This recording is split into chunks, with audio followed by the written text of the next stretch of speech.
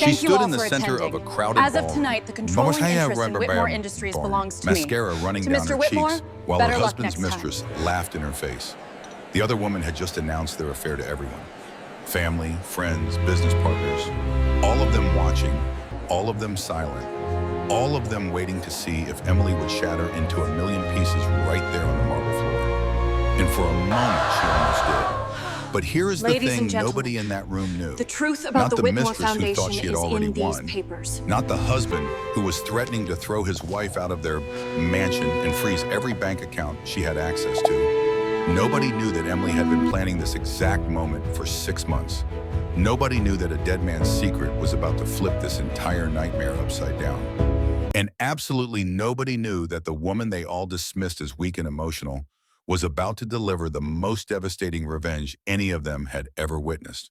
What happens next will shock you. The twist at the end, you will never see it coming. Stay with me until the very last word of this story. Trust me, it is worth it. And hey, if you love stories about women who refuse to stay broken, who fight back against betrayal, and who get the justice they deserve, hit that subscribe button right now. Drop a comment telling me where you are listening from tonight. Share this with someone who needs to hear that starting over is possible at any age. Now let me take you back to the beginning, to the night everything changed.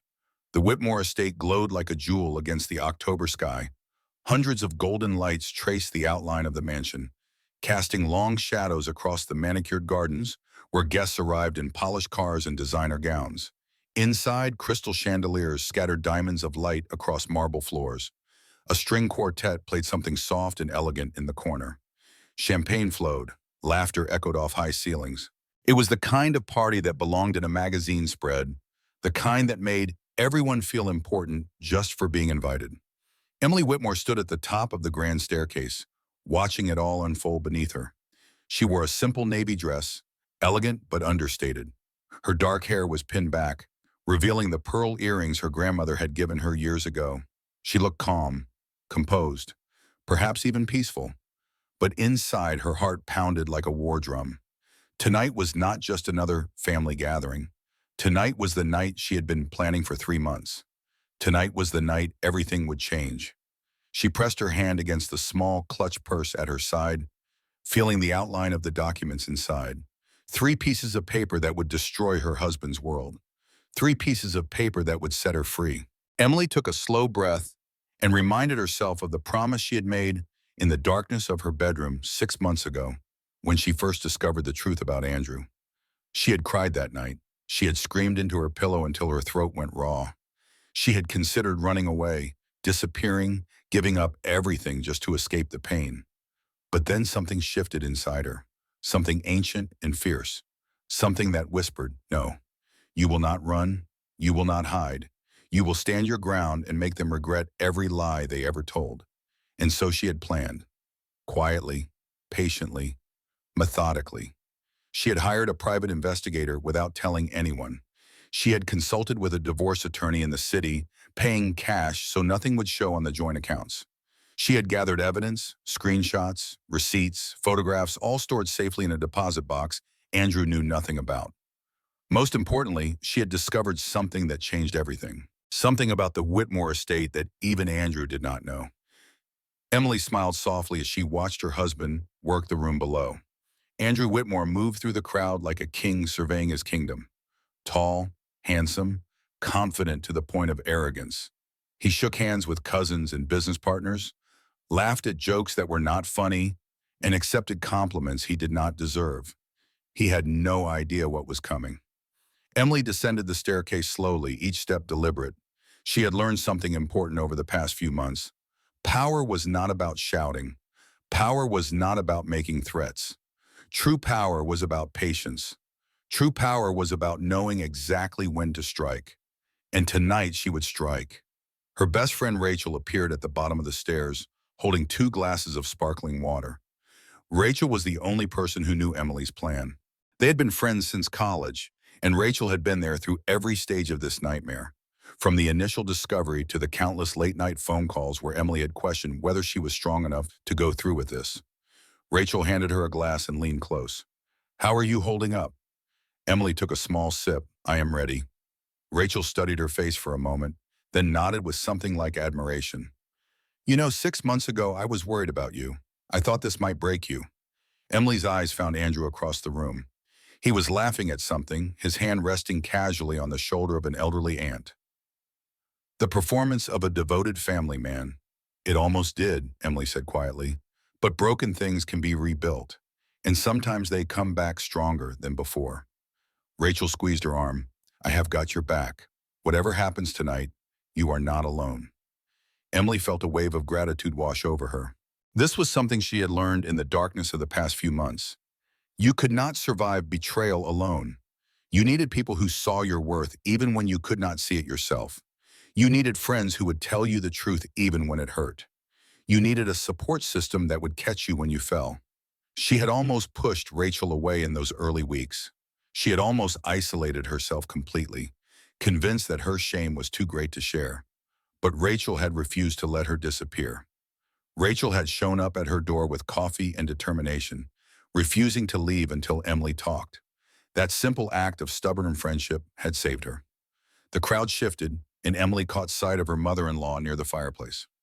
Margaret Whitmore stood with the quiet authority of someone who had spent decades commanding respect.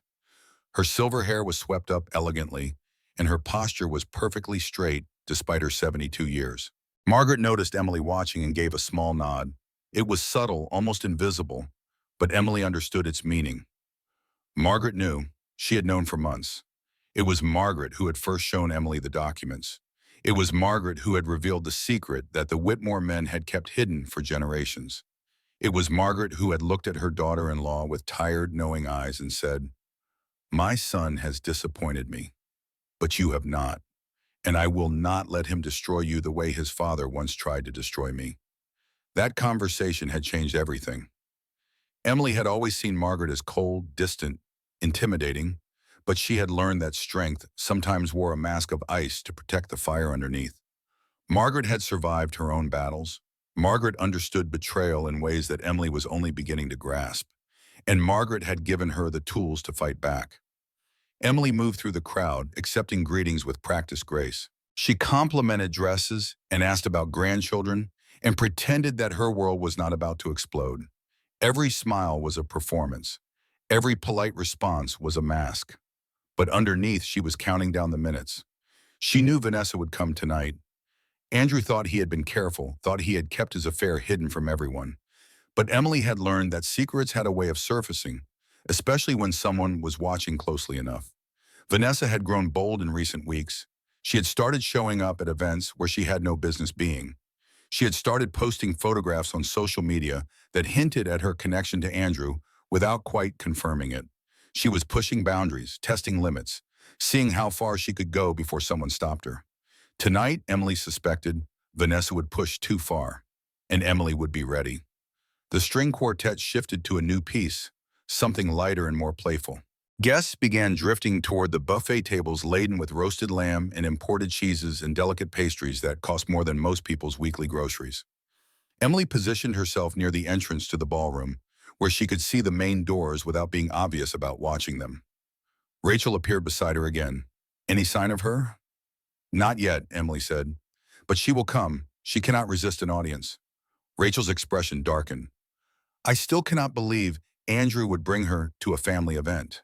Even for him, that seems reckless. Emily shook her head slowly. He did not invite her. But she knows he will be here, and she knows I will be here, and she wants to prove something. She wants to show me that she has won. Rachel made a sound of disgust. The audacity of that woman. Emily turned to her friend with calm eyes. Let her come. Let her have her moment of triumph. Because what she does not know is that the victory she thinks she has already won is built on a foundation of lies. And tonight I am going to watch that foundation crumble.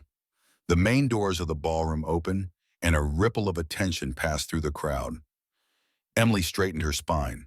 The moment had arrived. She entered like she owned the place. Vanessa Cole wore a red dress that clung to every curve, designed to demand attention. Her blonde hair cascaded in perfect waves over bare shoulders. Her heels clicked against the marble with the confidence of someone who believed she was untouchable. Several heads turned. Conversations stuttered. A few older guests exchanged confused glances. clearly wondering who this striking woman was and why she had not been on the invitation list. Emily watched from across the room, her expression carefully neutral. She had seen photographs of Vanessa, of course. The private investigator had provided dozens of them. But seeing her in person was different. There was a sharpness to Vanessa that cameras could not quite capture, an edge behind the beauty that suggested calculation rather than warmth. This was not a woman who had stumbled into an affair by accident. This was a woman who had targeted Andrew deliberately, who had studied his weaknesses and exploited them methodically. In another life, Emily might have been impressed by the strategy. In this life, she simply felt a cold determination settle deeper into her bones. Rachel appeared at her elbow. She is actually here. I cannot believe she actually showed up. Emily took a slow sip of her water. Predictable. She thrives on attention. She could not resist the chance to parade herself in front of Andrew's family. What are you going to do? Emily set her glass down on a nearby table. Nothing yet. Let her make the first move. Let her think she is in control. Across the ballroom, Vanessa had spotted Andrew. She moved toward him with the languid grace of a predator approaching prey. Her smile bright and confident, Andrew's face flickered with something that might have been panic before he masked it with a forced smile. Emily watched as Vanessa inserted herself into Andrew's conversation, touching his arm with practiced intimacy. Andrew did not pull away. He never pulled away. That was one of his many failures, the inability to set boundaries, the desperate need to be wanted by everyone. The guests around them shifted uncomfortably. Clearly, something felt wrong about this woman's presence, about the familiarity between her and Andrew. But no one said anything. No one ever said anything in social situations like this. They just smiled and pretended everything was normal. Emily understood that instinct. She had lived with it for years, the desperate need to avoid confrontation, to keep the peace, to pretend that ignoring problems would make them disappear. But she had learned in the hard way that problems ignored only grew larger. Wounds untreated became infected, and marriages built on silence eventually collapsed into rubble. Her phone buzzed softly in her clutch. She checked it discreetly and found a message from Margaret. I see she has arrived. Remember what we discussed. Do not let her provoke you into acting too soon. Emily typed a quick response. I understand. I will wait for the right moment. She slipped the phone back into her clutch and returned her attention to the unfolding scene. Vanessa had now fully inserted herself into Andrew's orbit. She laughed at something he said, the sound carrying across the ballroom with theatrical volume. She touched his shoulder, his arm, his hand, each gesture designed to signal possession to anyone watching. And people were watching. That was clear. The whispers had started, quiet but persistent, spreading through the crowd like ripples on a pond. Is not that Andrew's wife over there? Who is that woman in red? Why is she touching him like that? Emily heard fragments of these conversations as she moved slowly through the room, positioning herself closer to where her husband stood with his mistress. She was not hiding. She was not running away. She was simply observing, gathering information, waiting for the moment when Vanessa would inevitably overplay her hand. It did not take long. Vanessa spotted Emily approaching and her smile sharpened into something predatory. She whispered something to Andrew, who visibly stiffened, and then she turned to face Emily directly. You must be Emily, Vanessa said loudly enough for nearby guests to hear. Andrew has told me so much about you. The words were innocent on the surface, but loaded with implication underneath. Andrew has told me, as if she and Andrew shared intimate conversations, as if Emily were the outsider, the stranger, the one who did not belong. Emily stopped a few feet away and tilted her head slightly. Has he? That is interesting. He has never mentioned you. The barb landed perfectly. Vanessa's smile flickered just for a moment before she recovered. Andrew shifted uncomfortably between them. Emily, this is Vanessa. She is a colleague from work. She was in the area and stopped by to say hello. The lie was so transparent that Emily almost laughed. Instead, she simply nodded with exaggerated understanding. Of course, how thoughtful of her to crash a family gathering. Vanessa's eyes narrowed. I would hardly call it crashing. Andrew made it clear I was welcome anytime. Several guests nearby suddenly became very interested in their champagne glasses. The tension in the air was thick enough to cut with a knife. Emily met Vanessa's gaze without flinching. Did he? Well, Andrew makes a lot of promises he cannot keep. I have learned not to take them too seriously. The words hung in the air, loaded with meaning that only the three of them fully understood. Andrew's face had gone pale. Vanessa's jaw tightened. "Emily," Andrew said with a warning note in his voice, "this is not the time or place." Emily turned to her husband with a pleasant smile that did not reach her eyes. "You are right, Andrew. This is a family celebration. Perhaps your colleagues should find somewhere more appropriate to network." Vanessa stepped closer, her voice dropping to a hiss that was still audible to those standing nearby. "Do not pretend you have any authority here. You are nothing but a placeholder. And everyone in this room is starting to realize it." Emily felt the familiar sting of those words, the sharp blade of cruelty designed to wound. 6 months ago, she would have crumbled. 6 months ago, she would have fled to a bathroom and cried until her makeup ran down her face. But she was not that woman anymore. She leaned closer to Vanessa, matching her quiet intensity. "You have no idea what I am, but you are about to find out." Then she turned and walked away, leaving Vanessa standing there with her mouth slightly open. Rachel fell into step beside her as she crossed the ballroom. "That was incredible. You did not even raise your voice." Emily's hands were trembling slightly, the adrenaline finally catching up with her, but she kept her voice steady. "This is only the beginning. She will escalate. She cannot help herself. And when she does, I will be ready."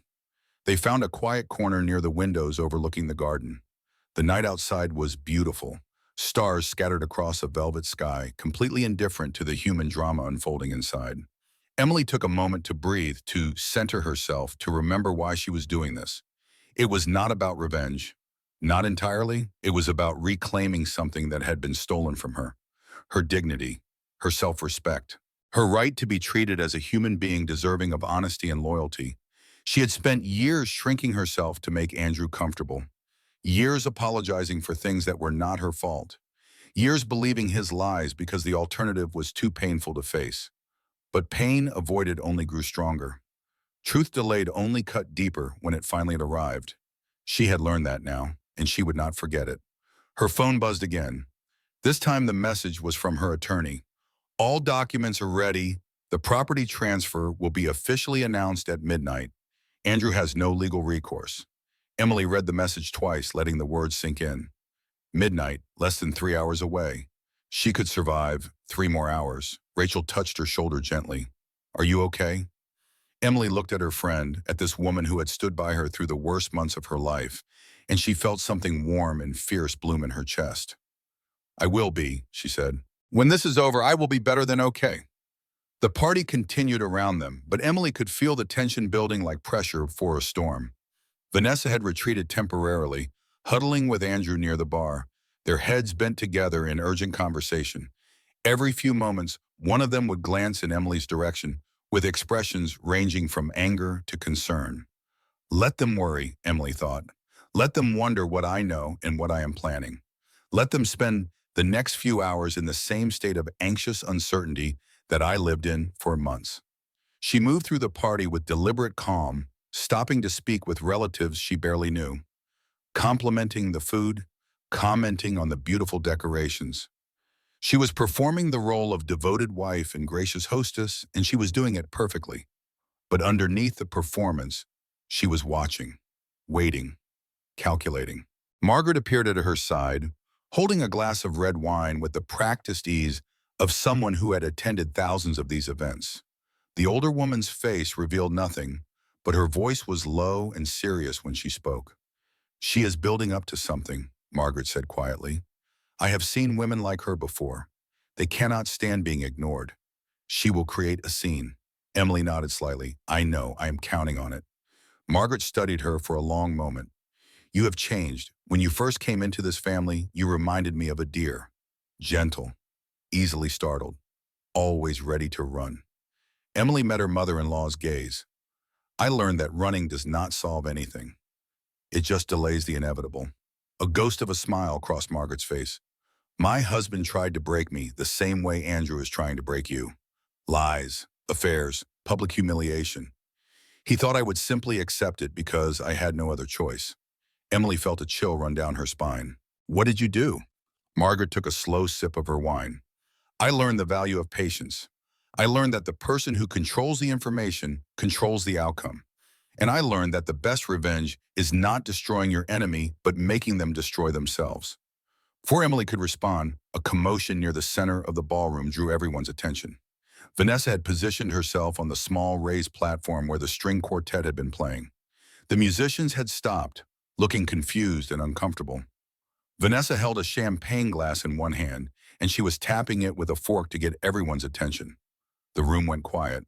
All eyes turned toward the woman in red. Emily felt her stomach tighten. Here it comes. Vanessa smiled at the crowd with the confidence of someone who believed she was about to win. I hope you will all forgive me for interrupting, but I could not let this evening pass without saying something important. Andrew had frozen near the bar, his face a mask of horror. Emily watched him carefully, noting how he made no move to stop Vanessa, how his fear of confrontation paralyzed him even now. Pathetic, she thought. Truly pathetic. Vanessa continued, her voice carrying across the silent ballroom. I know many of you are wondering who I am. Some of you have probably already guessed. She paused for dramatic effect. My name is Vanessa Cole, and I am the woman Andrew loves. Gasps erupted across the room. Several guests dropped their champagne glasses. One elderly aunt actually clutched her pearls, which would have been funny under different circumstances. Emily stood perfectly still. Her face revealed nothing. Vanessa seemed energized by the shock reactions. I know this is unconventional. I know this is not how these things are usually done. But I believe in honesty. I believe in truth. And the truth is that Andrew and I have been together for almost 2 years. 2 years. Emily filed that information away. The private investigator had only been able to confirm 18 months. Vanessa had just admitted to even more. Vanessa pointed across the room at Emily. That woman has been holding Andrew hostage in a loveless marriage. She has been draining him financially and emotionally. She has been preventing him from being happy. Emily felt the weight of every stare in the room. Some were sympathetic, some were curious, some were gleeful, the way people always were when watching someone else's life fall apart. But she did not move. She did not speak. She simply stood there, waiting. Vanessa descended from the platform and began walking toward Emily, her heels clicking sharply against the marble. The crowd parted before her like water before a ship. I did not want to do this publicly, Vanessa said as she approached, but you left me no choice. You have been playing the victim for months, making Andrew feel guilty, manipulating everyone into feeling sorry for you. She stopped directly in front of Emily, close enough that Emily could smell her expensive perfume. The truth is, Vanessa continued, her voice loud enough for everyone to hear, you are the villain in this story. You are the one who has been holding Andrew back. You are the one who refuses to let go, even though he stopped loving you years ago. Emily took a slow breath. Her hands were steady. Her voice was calm. Are you finished? The question seemed to catch Vanessa off guard. She had clearly expected tears, or shouting, or some dramatic breakdown that would confirm her narrative of Emily as an unstable, emotional woman. Instead, Emily simply waited with patient eyes. Vanessa recovered quickly, her smile sharpening. Yes, I think I have made my point. Emily nodded slowly. Good. Now let me make mine. She turned to address the crowd, her voice clear and strong. I want to thank everyone for coming tonight. I know this has been an unexpected evening, and I appreciate your patience. She paused, letting the silence stretch. Everything this woman just said is true. Andrew has been having an affair. He has been lying to me for almost 2 years. He has been telling her that our marriage is loveless, that I am the problem, that she is the answer to all his unhappiness. Murmurs rippled through the crowd. This was not the response anyone had expected. Emily continued, but there is something she does not know, something Andrew has been hiding from both of us. Andrew finally found his voice. Emily, stop. Whatever you think you are doing, just stop. Emily turned to look at her husband. Her eyes were cold and steady. No, Andrew, I have been stopping for years. I have been keeping quiet, keeping the peace, keeping up appearances. But that ends tonight. She reached into her clutch and pulled out a single folded piece of paper. This is a summary from the private investigator I hired 6 months ago. It contains documentation of every hotel room you booked, every gift you purchased, every lie you told me while you smiled to my face. Andrew's face went white. Emily held up the paper so everyone could see. But that is not the most interesting part. The most interesting part is what I discovered about our finances, about this estate, about who actually owns everything you think belongs to you. Vanessa looked between Emily and Andrew, confusion and alarm fighting for dominance on her face. What is she talking about? Andrew took a step forward, his voice desperate. Emily, please, we can discuss this privately. We can work something out. Emily shook her head. No, Andrew, you chose to make this public when you let your mistress announce your affair in front of your entire family. So now we will finish it publicly. She unfolded the paper and began to read. The ballroom had gone completely silent. Even the air conditioning seemed to have stopped, as if the very building was holding its breath. Emily stood at the center of it all, the paper trembling slightly in her hands, but her voice steady and clear. 3 years ago, Emily began, your grandfather changed his will. He did it quietly, without telling anyone except his attorney and one other person. She paused, letting the words sink in. He had been watching you, Andrew. Watching how you handled money. Watching how you treated people. Watching the kind of man you were becoming. And he did not like what he saw. Andrew shook his head rapidly. That is impossible. Grandfather trusted me. He groomed me to take over the family business. Emily continued as if he had not spoken. He was particularly concerned after he discovered your first affair, the one with your assistant 3 years before me. Gasps erupted again. Vanessa's eyes went wide. Andrew looked like he might collapse. Emily kept her voice level. Yes, I know about her too. I know about all of them. Your grandfather knew too. He kept records. He was methodical that way. Margaret stepped forward from the edge of the crowd, her presence commanding immediate attention. She stood beside Emily, a united front that seemed to shake Andrew to his core. My father-in-law called me to his study 2 months before he died, Margaret said, her voice carrying the weight of decades of authority. He told me that he had made arrangements. He told me that he was protecting the family legacy from his own grandson's weakness. Mother, Andrew stammered. What are you saying? Margaret turned to face him fully. I am saying that your grandfather transferred ownership of this estate, the house, the land, the investment accounts, all of it, into Emily's name. She is not just your wife, Andrew. She is the sole owner of everything you thought belonged to you. The room exploded into chaos. Relatives shouted questions. Phones appeared everywhere as people began recording. Vanessa stumbled backward, her face a mask of shock and dawning horror. Andrew pointed a shaking finger at Emily. This is a lie. This is some kind of trick. You manipulated them. You poisoned them against me. Emily reached into her clutch again and pulled out a slim folder. This is a certified copy of the property transfer documents. This is a letter from your grandfather explaining his decision. And this, she pulled out a third paper, is a formal notice of divorce proceedings, which my attorney filed this morning. Andrew snatched the papers from her hands and began flipping through them frantically. His face cycled through disbelief, denial, and finally a terrible understanding. No, he whispered, no, no, no. Emily watched him without sympathy. Do you know what your grandfather wrote in his letter? He wrote that he had hoped you would grow into a man worthy of the Whitmore name. He wrote that he had given you chance after chance to prove yourself. And he wrote that watching you betray your wife was the final disappointment he could not forgive. Andrew looked up at her with something like desperation. Emily, please, we can fix this. We can go to counseling. I will end things with Vanessa. I will do whatever you want. It was exactly what she had expected him to say.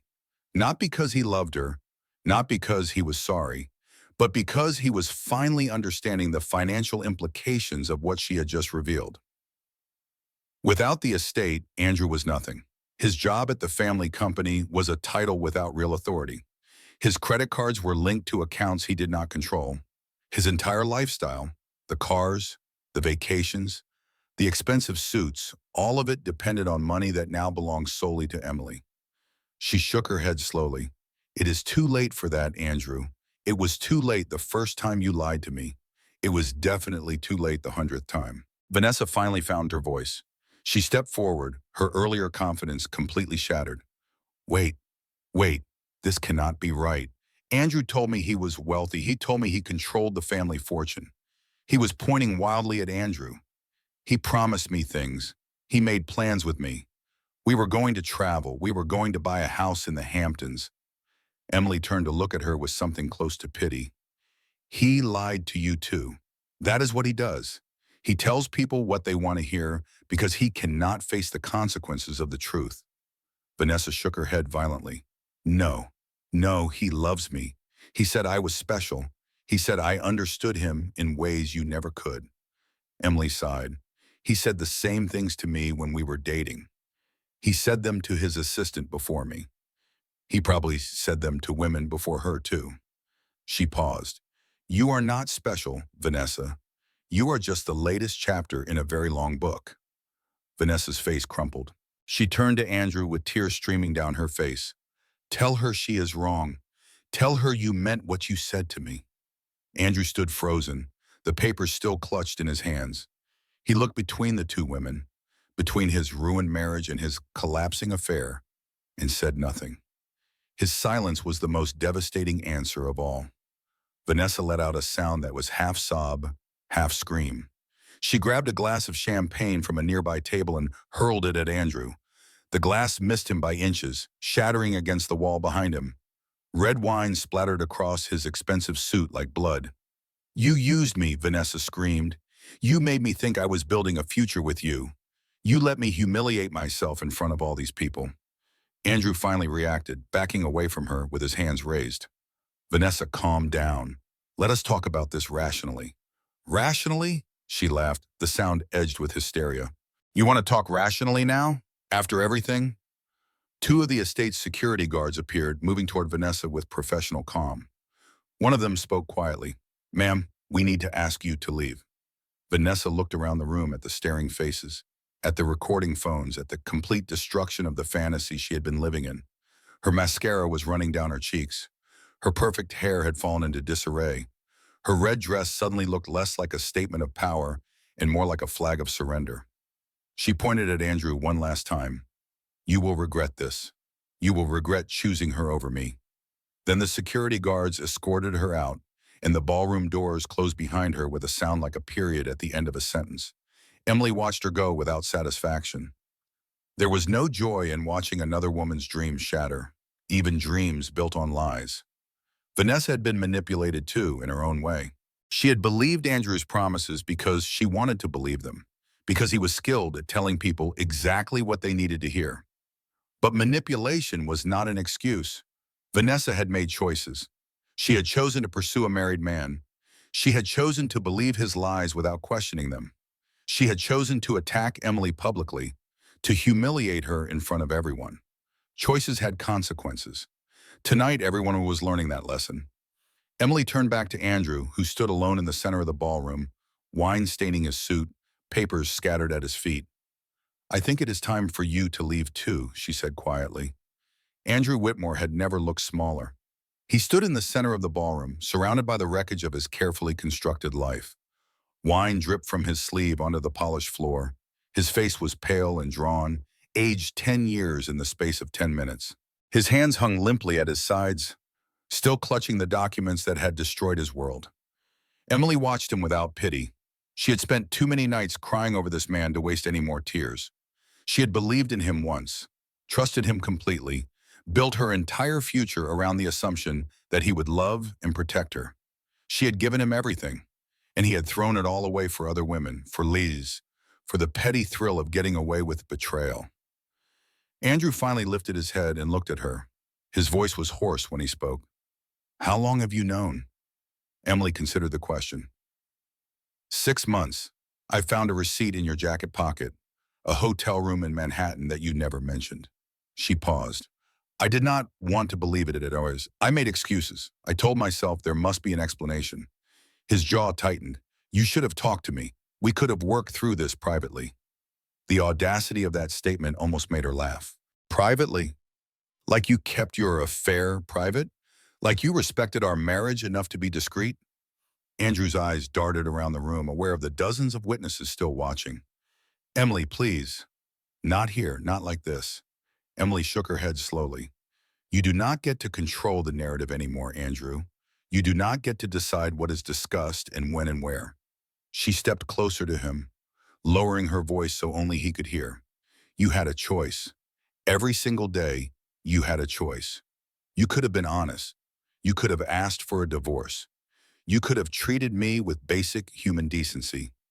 But you chose lies. You chose humiliation.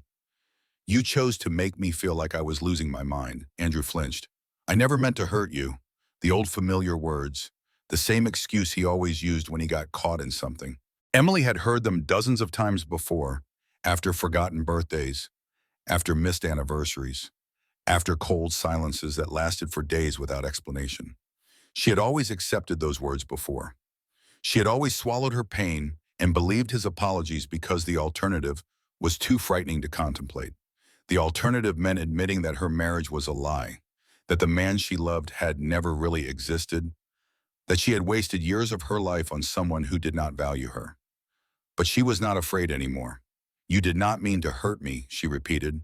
But you did, every time you came home smelling like her perfume, every time you checked your phone in the middle of dinner with that little smile on your face, every time you told me I was imagining things, that I was being paranoid, that something was wrong with me for questioning you. Andrew opened his mouth to respond, but Emily was not finished. Do you know what that is called? She asked. It is called gaslighting. It is a form of emotional abuse. You were not just having an affair, Andrew. You were systematically making me doubt my own sanity so you could continue lying without consequences. Andrew's face flushed. That is an exaggeration. I never tried to make you feel crazy. Really? Emily's voice was cold. What about the night I found the hotel receipt? You told me I was mistaken. You told me you had been at a conference.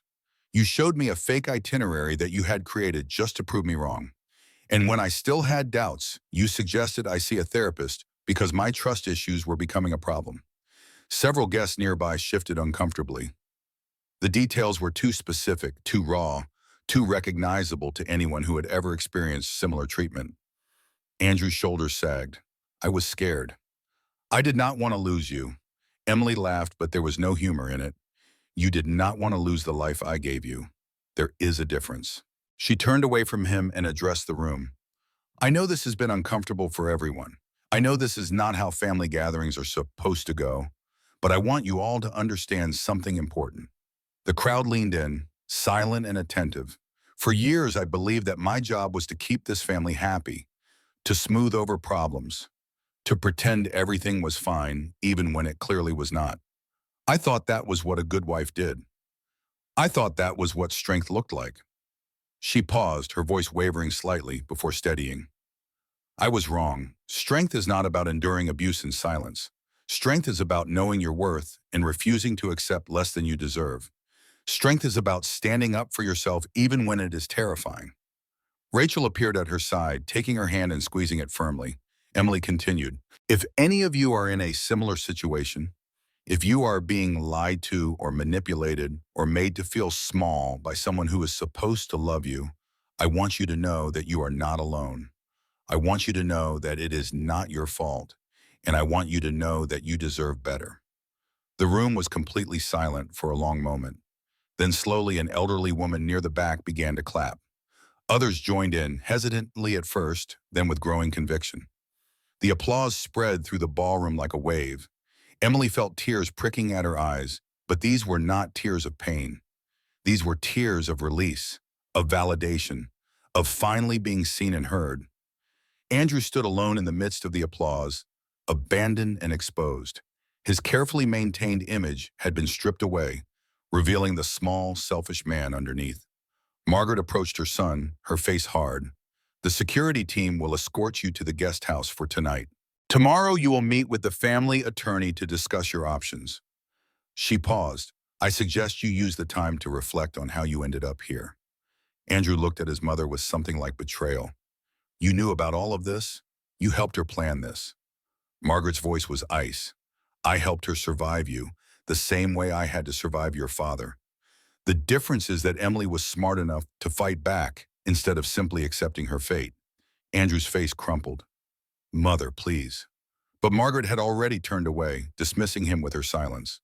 Two security guards appeared at Andrew's elbows, politely but firmly guiding him toward the exit. He went without resistance, his spirit seemingly broken. At the doorway, he turned back one last time to look at Emily. Their eyes met across the crowded room. Emily saw something in his gaze that she had never seen before. Not love, not even regret. What she saw was fear, the primal terror of a man who had finally realized that he was not the protagonist of his own story. Then the doors closed behind him, and he was gone. The party continued after Andrew left, but the atmosphere had completely transformed. The earlier tension had given way to something electric, almost celebratory. Guests clustered in groups, discussing what they had witnessed with a mixture of shock and admiration. Emily found herself at the center of constant attention. Relatives she barely knew approached to offer congratulations and support. Women especially seemed drawn to her, sharing stories of their own experiences with difficult marriages and manipulative partners. One cousin, a woman named Patricia, whom Emily had spoken to perhaps 3 times in 5 years, grasped her hands with tears in her eyes. "You have no idea what you just did," Patricia said. "My sister is in a marriage just like yours was. She thinks she has no options. She thinks she is trapped. I'm going to call her tomorrow and tell her what happened tonight." Emily felt the weight of those words settle over her. She had not planned this confrontation as some kind of public service announcement. She had simply wanted to protect herself, to reclaim her dignity, to end the lies that had been suffocating her for years. But maybe that was enough. Maybe standing up for yourself, refusing to accept mistreatment, fighting back against manipulation. Maybe that was a kind of service in itself. Maybe seeing one person break free made it easier for others to imagine doing the same. Rachel appeared with 2 glasses of water, pressing one into Emily's hand. "You need to hydrate. You have been running on pure adrenaline for hours." Emily took the glass gratefully. "Is it over? Does it feel over?" Rachel considered the question. "The hard part is over. The public part, anyway. But there is still a lot of practical stuff to deal with. The divorce, the estate, figuring out what your life looks like now." Emily nodded slowly. She had been so focused on tonight, on the confrontation, on the reveal, that she had not let herself think too far beyond it. The future stretched ahead of her like an uncharted ocean, vast and uncertain. But for the first time in years, that uncertainty felt like freedom rather than fear. Margaret approached, her expression softer than Emily had ever seen it. The crowd parted for her automatically, recognizing the family matriarch's authority. "You did well tonight," Margaret said quietly. "Better than I expected. Better than I did when I was in your position." Emily looked at the older woman, really looked at her for perhaps the first time. She saw the lines of age and experience. She saw the steel that had been forged through decades of struggle. She saw a survivor. "How did you get through it?" Emily asked. "When it happened to you?" Margaret was silent for a moment, considering her answer. "At first, I did not. At first, I just endured. I told myself that my children needed a stable home. I told myself that divorce would ruin the family reputation. I told myself all the lies that women tell themselves when they are too afraid to demand better." She paused. "But eventually I realized that enduring was not living. Surviving was not the same as thriving. And my children were learning from my example. Learning that women should accept mistreatment, that marriage meant sacrifice and suffering." "What changed?" Emily asked. Margaret smiled, a rare expression that transformed her stern face. "I got angry, not the screaming, throwing things kind of angry. The cold, deliberate, strategic kind of angry. The kind that makes plans instead of scenes." Emily understood exactly what she meant. That was the same transformation she had undergone in the past 6 months. The shift from victim to strategist. The realization that emotions were powerful but had to be channeled rather than simply released. Margaret continued, "I never divorced my husband. He died before I worked up the courage. But I made sure to protect myself financially. I made sure that my name was on every important document. I made sure that no matter what he did, he could never leave me with nothing." She reached out and touched Emily's shoulder gently. "You are already ahead of where I was. You are young, you are strong, and thanks to my father-in-law's foresight, you have resources that I never had. Use them wisely." Emily felt a lump forming in her throat. "Thank you for everything, for telling me about the documents, for standing beside me tonight, for believing in me when I did not believe in myself." Margaret waved a hand dismissively, but her eyes were bright. Family protects family. The real family, anyway. The people who earn the title through loyalty and love, not just blood. The conversation was interrupted by the arrival of a man Emily did not recognize. He was tall and distinguished, wearing a perfectly tailored suit that screamed expensive attorney. Margaret nodded at him. Emily, this is Thomas Bradley. He was your grandfather-in-law's personal attorney and the executor of his estate. Thomas extended his hand. Mrs. Whitmore, it is a pleasure to finally meet you properly. I have been looking forward to this moment for 3 years. Emily shook his hand, confused. 3 years? Thomas smiled. Harold Whitmore, may he rest in peace, was one of my favorite clients. Not because of his wealth, but because of his wisdom. He saw things that others missed. He made plans that others considered excessive. He paused. When he changed his estate documents to put everything in your name, he made me promise to watch over the situation carefully, to ensure that when the time came, you would be protected. Emily felt dizzy. You have been watching. This whole time. Thomas nodded. From a distance, I could not interfere directly without tipping off Andrew, but I made sure that the documents were ironclad. I made sure that every I was dotted and every T was crossed. I made sure that when you were ready to fight back, you would have every legal advantage possible. Emily sat down heavily in a nearby chair. I had no idea. I thought I was alone in all of this. Thomas's expression was kind. You were never alone, Mrs. Whitmore. You just did not know it yet. Sometimes protection works best when it is invisible. He handed her a business card. Tomorrow morning, I would like you to come to my office. We have a great deal to discuss regarding the estate, the divorce proceedings, and your options moving forward. But tonight, he gestured at the party around them. Tonight is for celebrating. You have earned it. Emily looked down at the business card, then back up at the attorney. Thank you for keeping the promise you made to a man I never met. Thomas tipped his head. Harold would have been very proud of you. He always said you were the best thing that ever happened to his grandson. He just hoped his grandson would be smart enough to realize it. He sighed. Obviously, that hope was misplaced, but at least his backup plan worked. He excused himself and moved away into the crowd, leaving Emily with her thoughts. Rachel sat down beside her arm. How are you feeling? Emily considered the question carefully, overwhelmed, exhausted, relieved, scared, grateful. All of it at once. Rachel nodded. That makes sense. You just did something incredibly brave, something most people only dream about. She paused. But you did it. You are free now, free. The word felt strange and wonderful on Emily's tongue. She had been married to Andrew for 7 years. Before that, she had dated him for 3, a decade of her life, wrapped up in a man who had never deserved her. But she was only 34. She had so much life left ahead of her. So many possibilities that she had never let herself consider, because she was too busy trying to save a marriage that had been dying from the start. For the first time, she let herself imagine what came next. Not just the practical details of divorce and property and starting over, but the deeper questions. Who did she want to become? What kind of life did she want to build? What dreams had she buried that might be worth resurrecting? The answers were not clear yet. They might not be clear for months or even years, but that was okay. She did not need to have everything figured out tonight. Tonight, she had done enough. She had stood up for herself. She had spoken her truth. She had faced her fears and discovered that she was stronger than she had ever imagined. Tomorrow, the work would continue. But for now, she would let herself rest in the victory. The next morning arrived with brilliant sunshine that seemed almost mocking in its cheerfulness. Emily had barely slept, her mind racing through everything that had happened and everything that still needed to be done. But when she finally rose and looked out the window at the gardens she now legally owned, she felt something she had not expected. Peace, not complete peace. There were still storms ahead, still battles to fight, still wounds that needed healing. But underneath all of that, a fundamental calm had settled into her bones. The worst was over. The secret was out. The lies had been exposed.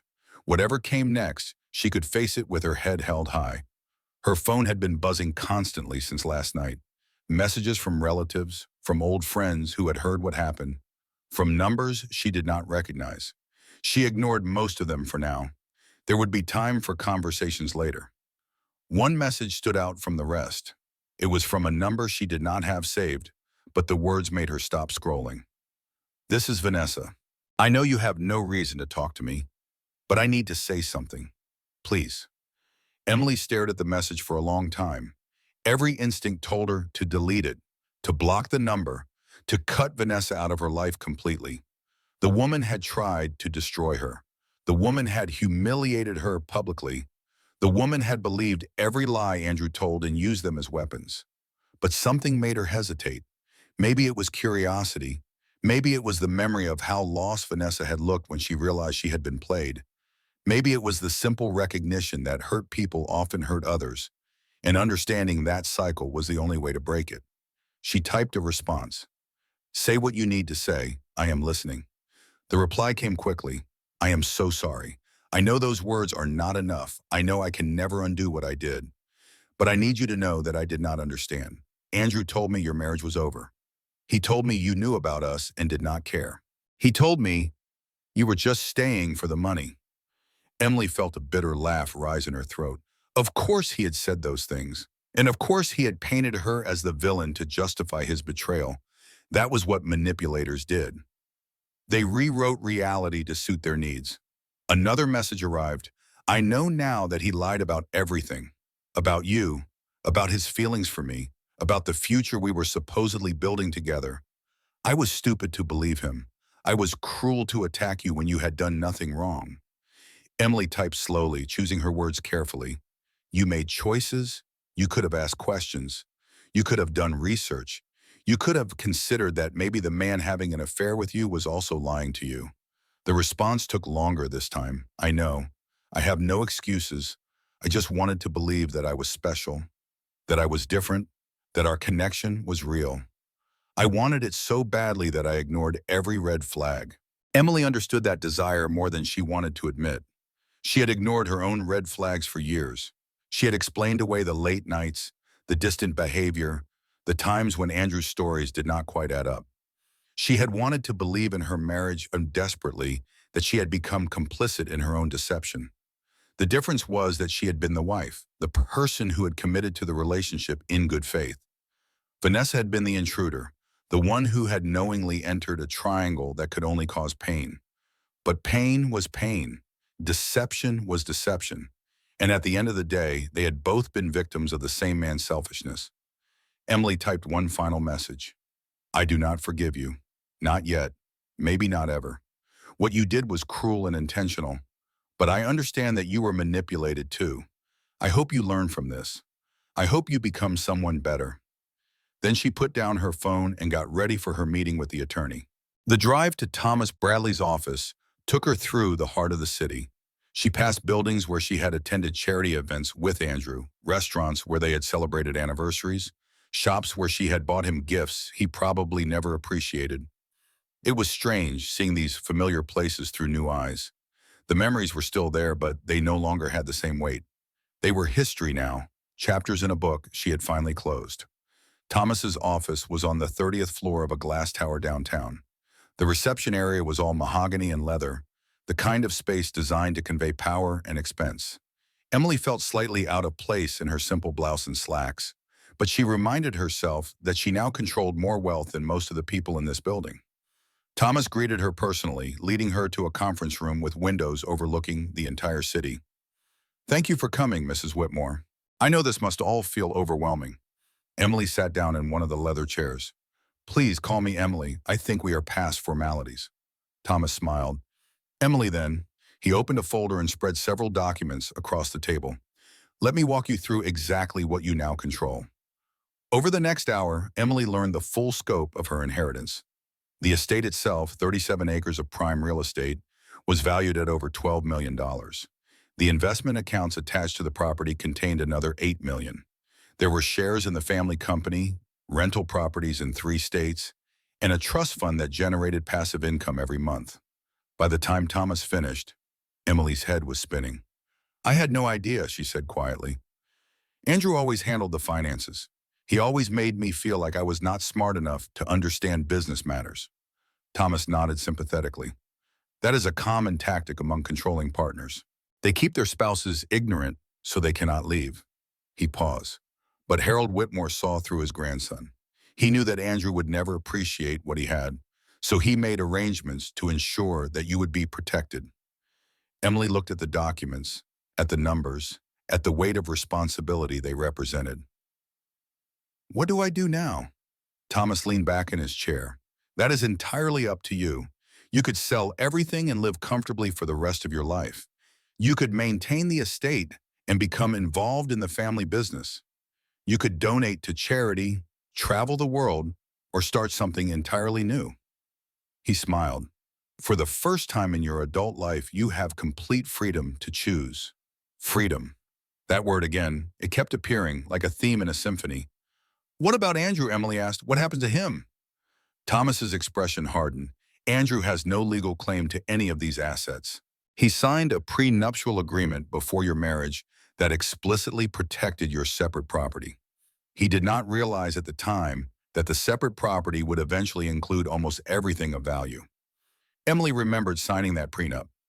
Andrew had presented it as a formality, something his family required of all spouses. She had felt humiliated at the time, like they were already planning for her failure. Now she realized it had been her greatest protection. Thomas continued, Additionally, I have spoken with Andrew's attorney this morning. He is contesting nothing. He understands that he has no legal standing and no public sympathy. The divorce should proceed quickly and cleanly. Emily felt a weight lift from her shoulders. And Vanessa? Thomas shrugged. She has no connection to this family and no claim to anything. She will receive nothing and deserves nothing. Whatever fantasy Andrew sold her about their future together died last night. Emily nodded slowly. It was over, really over. The legal battles, the public drama, the emotional warfare, all of it was coming to an end. But endings were also beginnings, and Emily was ready to begin. 3 months later, Emily stood in the garden of the Whitmore estate, watching the sun set over the rolling hills. The autumn leaves had turned brilliant shades of orange and red, and the air carried the crisp promise of approaching winter. So much had changed since that night at the party. The divorce had been finalized 2 weeks ago, quick and clean just as Thomas had promised. Andrew had not contested anything, perhaps because he had no ground to stand on, perhaps because he was too humiliated to draw out the process. Emily had not spoken to him since that night. She had no desire to. Their lawyers handled everything, exchanging documents and signatures with clinical efficiency. The man she had loved, or thought she had loved for a decade, had become nothing more than a name on legal paperwork. It should have felt sadder. Sometimes Emily wondered why she did not grieve more for the loss of her marriage. But she had come to understand that the grieving had happened years ago, slowly and silently, as she watched her relationship crumble piece by piece. By the time the truth came out, there was nothing left to mourn. Only relief at finally acknowledging what she had known in her heart for so long. Rachel visited often, helping Emily navigate the challenges of her new life. There were practical matters to attend to, meetings with accountants and property managers and business advisors. There were decisions to make about the estate, about the company shares, about the charitable foundation she was considering starting. And there were emotional matters too, the slower work of healing from years of manipulation and self-doubt. Emily had started seeing a therapist, something she once would have considered a weakness. Now she understood it as a strength. Asking for help was not admitting failure. It was acknowledging that some burdens were too heavy to carry alone. The therapist helped her untangle the complicated feelings she had about her marriage. The guilt she felt for not recognizing the signs sooner. The anger at Andrew for betraying her. The shame she carried for staying so long in a relationship that diminished her. Layer by layer, she was excavating her true self from beneath years of accommodation and pretense. Margaret came by every Sunday for tea, a ritual that had surprised them both. The mother-in-law, who had once seemed cold and intimidating, had become something like a friend. They shared stories about their experiences, comparing notes on the tactics of the Whitmore men, finding dark humor in patterns that spanned generations. Andrew moved on quickly, as Emily expected he would. Within weeks of the divorce, he was seen around town with a new woman, younger and blonder than Vanessa. The news had reached Emily through various channels, delivered by well-meaning friends who thought she should know. She felt nothing but pity for the new woman. and perhaps a distant hope that she would figure things out faster than Emily had. As for Vanessa, Emily had heard she left the city entirely, moved back to wherever she came from, presumably to start over away from the scandal. They had not communicated again after that one text exchange. Emily hoped Vanessa was okay, not because she had forgiven her exactly, but because she understood how empty hatred felt. Carrying anger towards someone who was already gone only poisoned her own peace. She had chosen to let it go, not for Vanessa's sake, but for her own. The sunset painted the sky in shades of pink and gold. Emily breathed deeply, filling her lungs with the clean autumn air. This was her land now, her home, her future. She was planning to renovate the East Wing, turning it into a space for retreats and workshops. Women who were leaving difficult relationships could come here to heal, to plan, to find their footing again. She wanted to create the kind of sanctuary she had desperately needed during her darkest times. The charitable foundation was taking shape too. Emily had hired a small team to help manage it, people who shared her vision of supporting women in crisis. They were working on partnerships with local shelters and legal aid organizations, creating resources that would help people escape abusive situations. It was more work than she had ever taken on. More responsibility, more decision-making, more stepping out of her comfort zone. But it was also more fulfilling than anything she had experienced in years. She was finally living her own life, not the life Andrew expected of her, not the life her parents had planned for her, not the life society told her she should want. Her own life with all its messiness and uncertainty and possibility. Her phone buzzed with a message from Rachel. "Dinner tomorrow? That new Italian place downtown?" Emily smiled and typed back. "Perfect. See you at 7. She turned away from the sunset and walked back toward the house. The lights were on inside, warm and welcoming. The staff had prepared dinner, something simple and delicious that she could eat while reviewing documents for the foundation. It was a quiet life in some ways. No more parties every weekend, no more socializing with people she did not particularly like, no more performing the role of the perfect wife for an audience that never appreciated her anyway. But it was her life, and she loved it. Tomorrow there would be more work to do, more meetings, more decisions, more challenges to navigate. The path ahead was not always clear, and she knew there would be setbacks and disappointments along the way. But she also knew something else now, something that years of marriage to Andrew had almost made her forget. She was capable. She was strong. She was worthy of love and respect, not because she earned it through self-sacrifice, but simply because she existed. That knowledge was worth more than all the money in her accounts. It was the foundation on which everything else could be built. Emily entered the house and closed the door behind her, leaving the darkness outside where it belonged. 6 months after the divorce was finalized, Emily received a letter. It arrived in a plain white envelope, addressed by hand in familiar writing. She recognized Andrew's handwriting immediately, that careful script he used for official correspondence. Her first instinct was to throw it away unopened. What could he possibly say that she would want to hear? But curiosity won out, as it often did. She sat down at her kitchen table and carefully opened the envelope. Inside was a single page, covered in that same careful writing. "Emily, I know you probably do not want to hear from me. I know I have no right to ask for your attention after everything I did. But I needed to write this letter, even if you never read it, even if you throw it away the moment you see my name. I am sorry, not just for the affairs, though I am sorry for those too. I am sorry for the way I treated you throughout our entire marriage. I am sorry for making you feel small. I am sorry for convincing you that your instincts were wrong when they were right. I am sorry for taking you for granted every single day. I did not understand what I had until I lost it. That is not an excuse. There is no excuse for the way I behaved. I am simply stating a fact. These past few months have been the hardest of my life, not because I lost the money or the house or the status. Those things hurt, but they were never really mine to begin with. I understand that now. The hard part has been facing who I actually am. Without the wealth and the family name to hide behind, I have had to look at myself honestly. And I did not like what I saw. I have started seeing a therapist. I have started examining the patterns that led me to hurt people who trusted me. I am not fixed. I am not sure I will ever be fixed, but I am trying to understand. You deserved better than me. You always did. I was too selfish to see it, too afraid of being alone to let you go, too weak to be honest with you or with myself. I do not expect your forgiveness.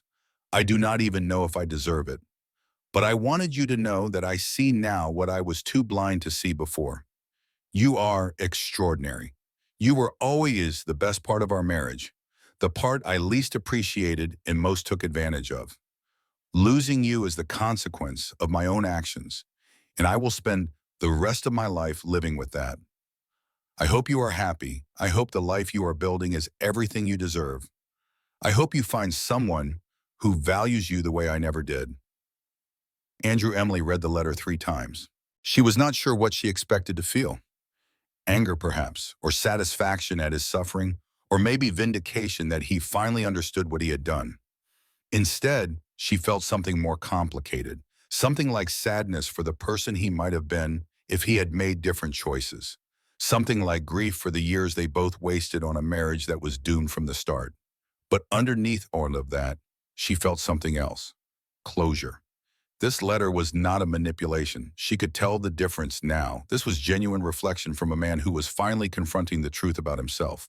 Whether his insights would last, whether he would actually change, those questions were not hers to answer. What mattered was that she no longer needed anything from him.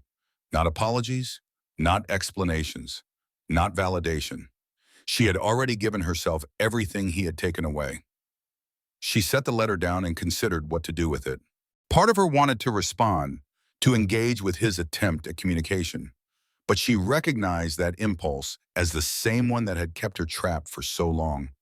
The desire to help, to heal, to fix things that were not her responsibility. Andrew's journey was his own. She wished him well, genuinely, but she would not be part of it. She folded the letter carefully and placed it in a drawer. Someday, maybe years from now, she might want to read it again. Or maybe she would forget it entirely. Either way, it was done. Her phone rang, pulling her back to the present. It was Thomas Bradley, the attorney. Emily, good afternoon. I hope I am not interrupting anything. She smiled at his formal courtesy. Not at all. What can I do for you? I wanted to let you know that the final paperwork for the foundation has been approved. You are officially a registered nonprofit. Congratulations. Emily felt a warmth spread through her chest. That is wonderful news. Thank you for handling everything. My pleasure.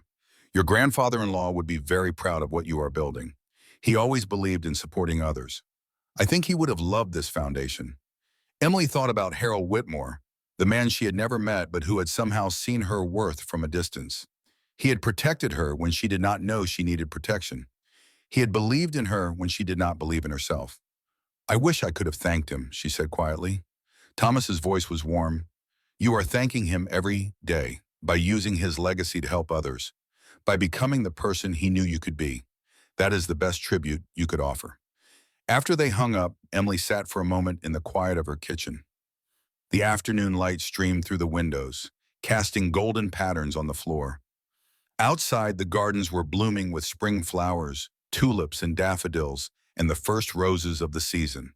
A year ago, she had been trapped in a marriage that was slowly killing her spirit. She had been convinced that her only options were endurance and silence. She had been afraid to imagine a different life because the one she knew, however painful, felt safer than the unknown. Now she understood that safety and stagnation were not the same thing. Now she understood that real security came from within, from knowing your own worth and refusing to compromise it. The woman she had been a year ago would not recognize the woman she was now. And that was exactly as it should be. Growth required change. Change required courage. And courage, she had discovered, was not the absence of fear. It was the decision to move forward anyway. She picked up her phone and called Rachel. Hey, are you free this weekend? I want to celebrate. Rachel laughed. The foundation approval? I heard from Thomas. That is amazing news, that and everything else. Emily looked out the window at the beautiful garden, at the life she had built from the ashes of her old one. I just feel like celebrating being alive. You know, Rachel's voice softened. I know exactly what you mean. I will bring the champagne. Emily smiled. Perfect. And Rachel, thank you for everything, for not giving up on me when I wanted to give up on myself. There was a pause on the other end of the line. That is what friends are for. You would have done the same for me. They hung up, and Emily stood by the window, watching a butterfly drift among the flowers. It was such a simple creature, moving through the world with no agenda beyond finding the next beautiful thing. She understood butterflies now, in a way she never had before. She understood the transformation they represented, the complete destruction of one form of being to create another. The process was not gentle. It was violent and messy and necessary. But what emerged on the other side was worth every moment of pain. 1 year.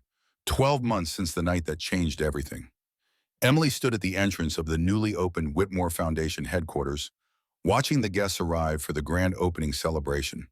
The building had been renovated from an old warehouse on the edge of the estate, transformed into a bright, welcoming space where people in crisis could find support and resources.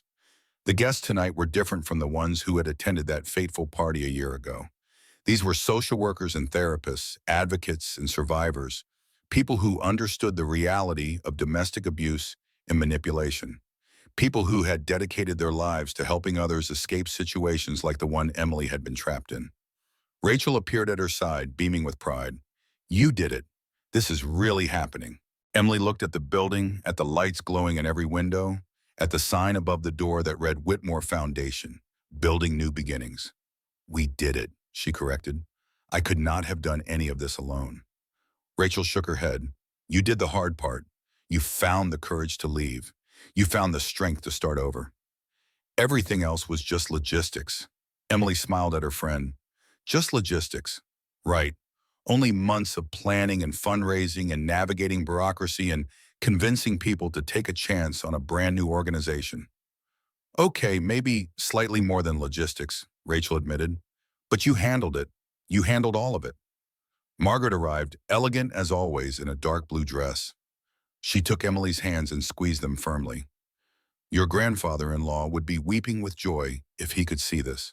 She paused. "I might be weeping with joy myself." Emily felt tears pricking at her own eyes. "Thank you for believing in me from the very beginning." Margaret's expression was soft in a way that still surprised Emily after all these months. "Thank you for proving me right." The ceremony began shortly after.